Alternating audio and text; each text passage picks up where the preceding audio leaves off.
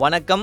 சென்னையில் கடந்த சில நாட்களாக ஆபரண தங்கத்தின் விலை தொடர்ந்து உயர்வை சந்தித்து வந்த நிலையில் வாரத்தின் 2வது நாளான இன்று சற்றே விலை குறைந்திருக்கிறது.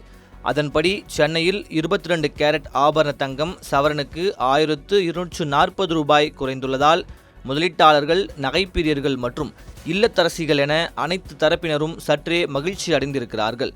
அதன்படி 1 கிராம் தங்கம் 155 ரூபாய் குறைந்து 13,215 ரூபாய்க்கும், 1 சவரன் தங்கம் 1,240 ரூபாய் குறைந்து 1,05,720 ரூபாய்க்கும் விற்பனையாகிறது. இதனிடையே கூடுதல் மகிழ்ச்சி அளிக்கும் விதமாக வெள்ளி விலையும் குறைந்திருக்கிறது. அதன்படி 1 கிராம் வெள்ளி 5 ரூபாய் குறைந்து 235 ரூபாய்க்கும், 1 கிலோ வெள்ளி 2,35,000த்திற்கும் விற்பனையாகிறது. மே மாத தொடக்கத்திலிருந்தே தங்கம் விலை அதிரடி ஏற்ற இறக்கத்தை சந்தித்து வருகிறது. சர்வதேச சந்தைகளில் நிலவும் பொருளாதார மாற்றங்கள் மற்றும் முதலீட்டாளர்கள் காட்டும் ஆர்வம் போன்ற காரணங்களால் தங்கம் மற்றும் வெள்ளி விலை சமீப நாட்களாக உச்சம் தொட்டு வருகிறது. அண்மையில் தங்கம் மற்றும் வெள்ளி மீதான இறக்குமதி வரியை 6%லிருந்து 15%ஆக மத்திய அரசு உயர்த்தியது.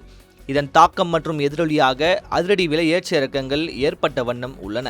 சர்வதேச பொருளாதார மற்றும் அரசியல் சூழல், கச்சா எண்ணெய் விலை, அமெரிக்க டாலருக்கு நிகரான இந்திய ரூபாயின் மதிப்பு, உலக பங்கு சந்தை செயல்பாடு உள்ளிட்டவற்றின் அடிப்படையில் தங்கத்தின் விலை தினமும் நிர்ணயிக்கப்படுகிறது.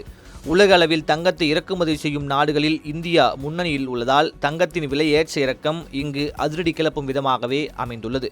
இந்நிலையில் நேற்றைய தினம் 22 கேரட் ஆபரண தங்கத்தின் விலை சவரனுக்கு 560 ரூபாய் உயர்ந்திருந்த நிலையில் இன்றைய தினம் சற்றே நிம்மதியளிக்கும் விதமாக சவரனுக்கு 1,240 ரூபாய் குறைந்துள்ளது. அண்மையில் தங்கத்தின் தொடர் விலையேற்றம் சாமானியர்களுக்கு தங்கம் என்பதை எட்டாக்கனியாக மாற்றிவிடுமோ என்ற அச்சத்தை ஏற்படுத்தி வரும் நிலையில் இந்த விலை குறைவு சற்றே ஆசுவாசத்தை அளித்துள்ளது. தற்போதைய குறுகிய காலத்தில் விலை ஏற்ற இறக்கங்கள் இருந்தாலும் தங்கம் என்பது நீண்டகால பாதுகாப்பான முதலீடாகவே மக்கள் மத்தியில் பார்க்கப்படுவதால் அதை வாங்குவதில் பொதுமக்கள் காட்டும் ஆர்வம் சற்றும் குறையவே இல்லை என்பதும் குறிப்பிடத்தக்கது.